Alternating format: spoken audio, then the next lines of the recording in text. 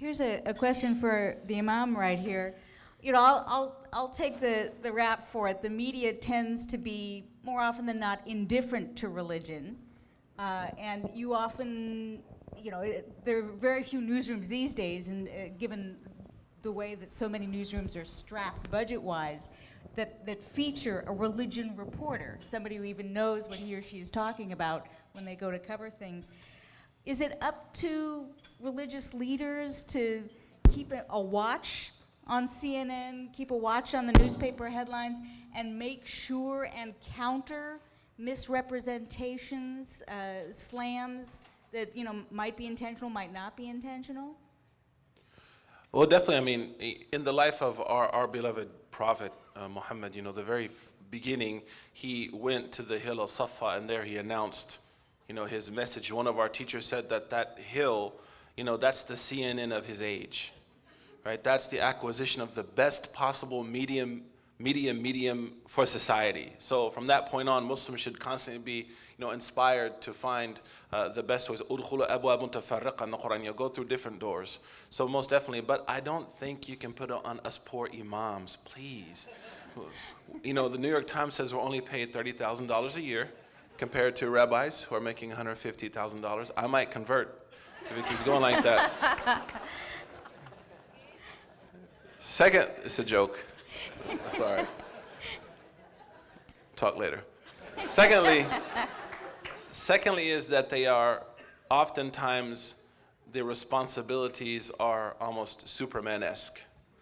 But I think what can be done, and that's why I think ING is extremely important, is finding people who have that interest, getting them trained on how to speak. As I said earlier with CNN, the issue is not that we're speaking, oftentimes we don't know how to speak properly. And what I mean by speak properly is a dialect. Everything we're talking about now is a problem of meaning and sustainability. Religion has to be meaningful to people, and it has to be sustainable for people. If it's one or the other, it's not going to function. Meaning without sustainability is a cult. Sustainability without meaning is simply being astray. It has to have both. So finding people in the community who have that interest, having them trained by people like ING, and then asking the community to monitor.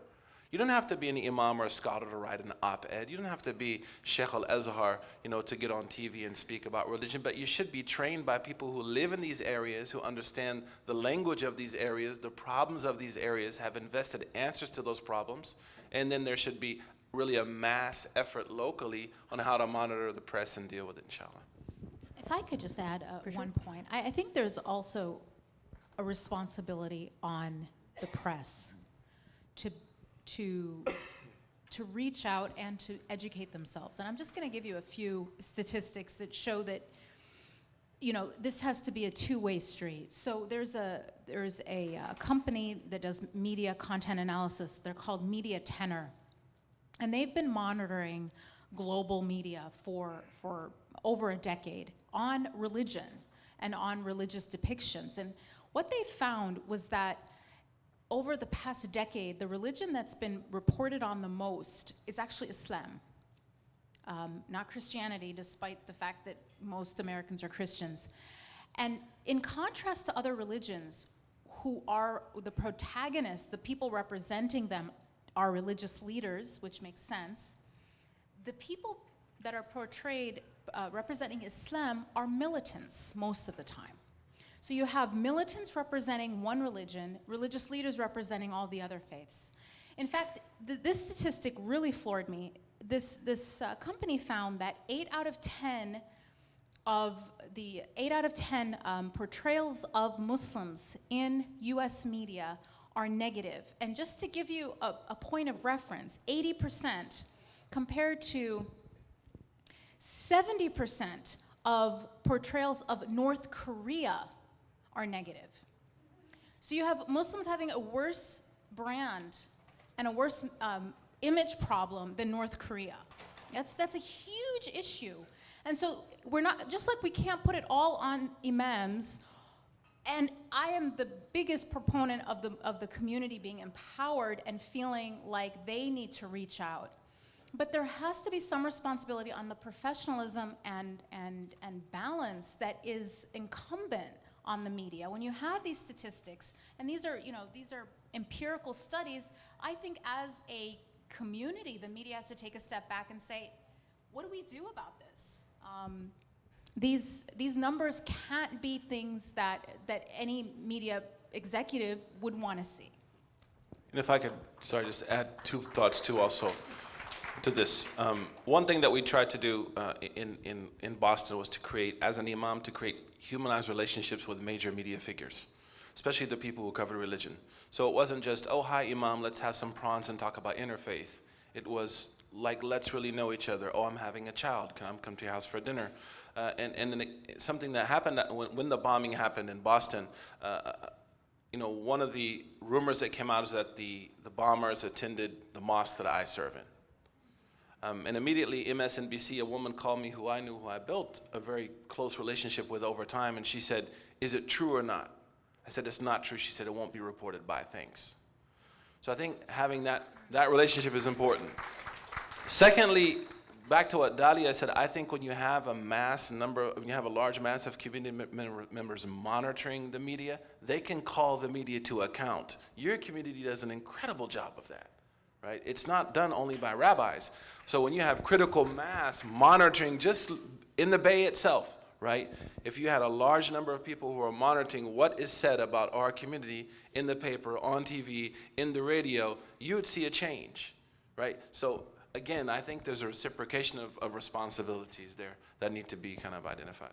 So that individual reader who reads something in the local patch and says, well, that's not right, it's up to her to write a letter? That's what makes America incredible.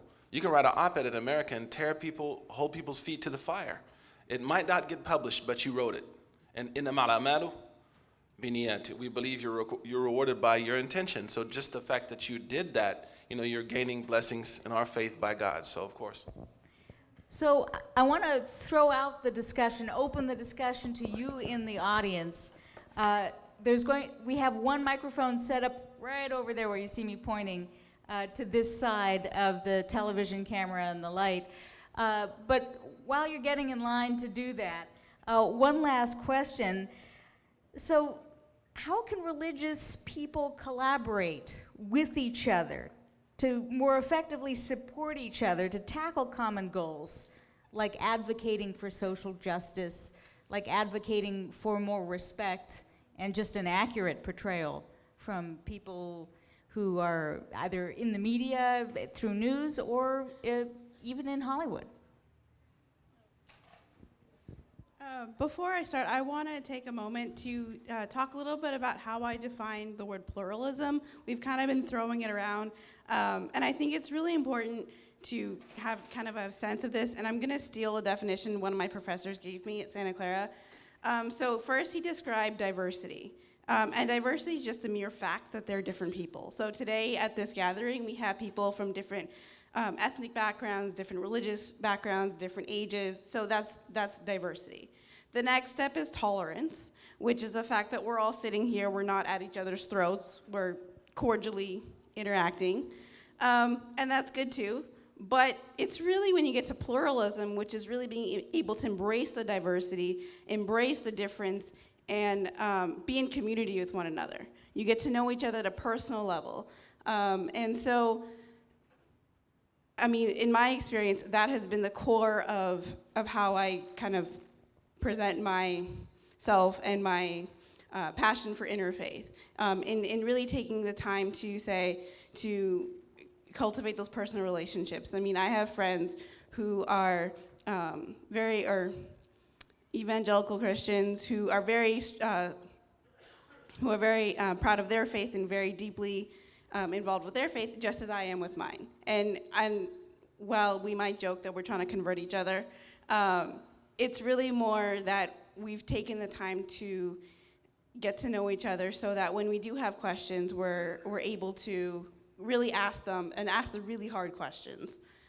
So I think that's at the core, like Imam Suhaib has mentioned. It's really about creating fellowship that you see beyond a person's religious identity. You see them as, oh, I'm gonna go plant a tree with this person. I'm gonna go feed the homeless with this person. And that really is what community is about, what religious practice is about. Yeah.